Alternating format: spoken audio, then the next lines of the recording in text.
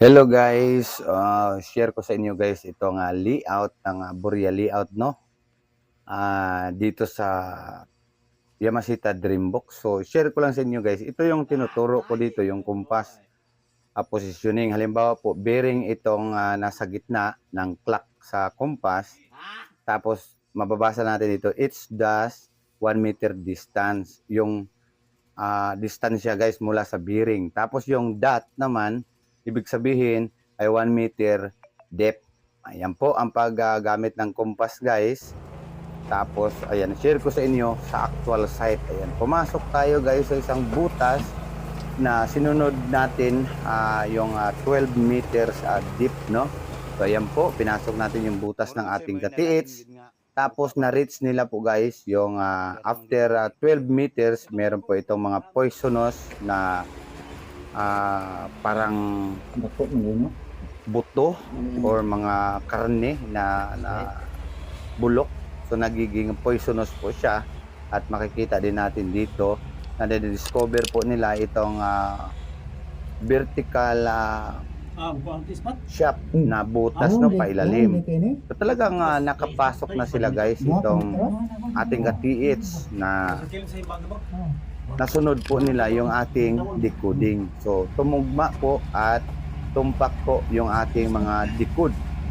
'Di ba? So ayan, makikita natin yung dulo ng kahoy na yan ay possible po na nandoon na po yung treasure para po malaman natin na talagang dyan talaga o nasa exact point na tayo sa target guys.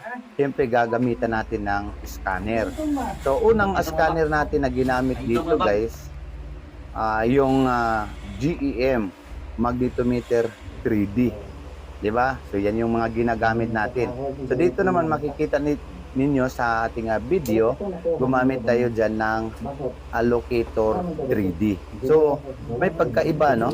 So iniisip mo ba na meron bang locator na 3D? So iba po yung ating locator 3D.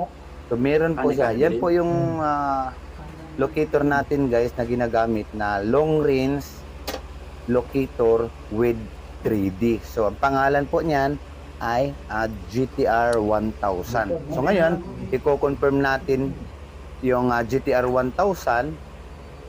Ang kanyang na-detect po dyan ay sa ibaba, bandang ibaba. So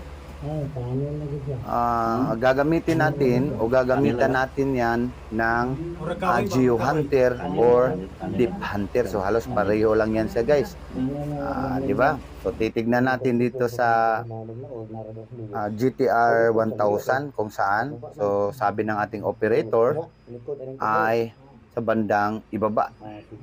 So bandang ibaba, malakas po ang kanyang signal nitong ating locator kasi nga meron siyang sensor o meron siyang radar na makikita dyan sa bandang puwet ng locator na yan. So napakaganda ng locator na yan guys. Talagang hanga ako dyan eh.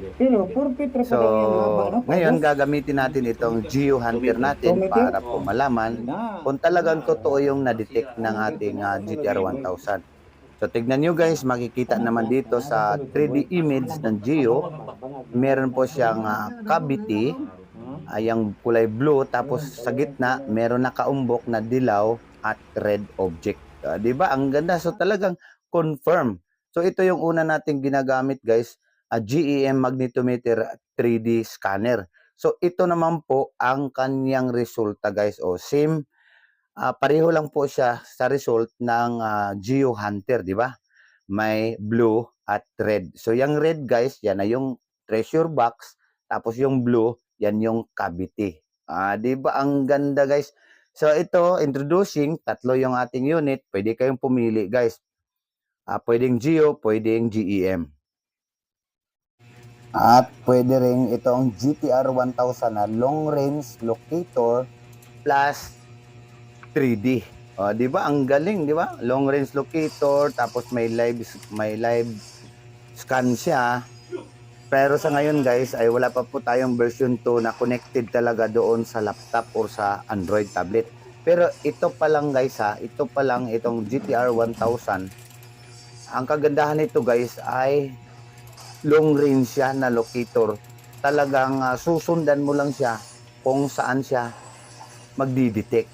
At kung malapit ka na guys, tataas yung kanyang beep. O, di ba ang ganda?